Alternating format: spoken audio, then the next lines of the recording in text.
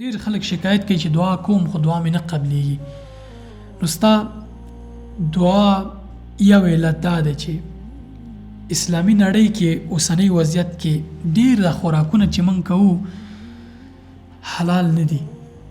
د ډېرو خلکو کېدای شي د کمو خلکو یې خو اوس چې وضعیت ګوري زموږ کاروبار په رشوت چلیږي، په اساس فساد دی، خیانت پکې دی، دکاندار غدر کوي، په قسمونو باندې مال خرڅوي، خیانت پکې کوي، دومخي کوي، ته یو څه وایي درکوي بل څه، بدل مال په اصلي درکوي، ګڼ نور دغه کارونه چې ټول په مال باندې تاثیر کوي او د مال حراموي، مال ناپاکه کوي.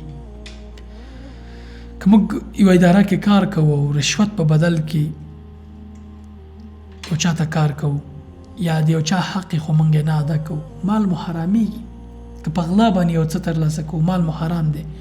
نو کله چې زموږ دعا نه قبلېږي، دعا خو د مؤمن لپاره وسله ده، الله تعالی نه درته د مرستې ترلاسه کولو تر ټولو مهمه وسیله ده چې لاس جګ چې الله پاک حتما تاسو مرسته کوي، خو په دې شرط چې ستا نفس پاک، تا خپل نفس پاک ساتلی. ستا نفس خو په څه رقم حالت لري؟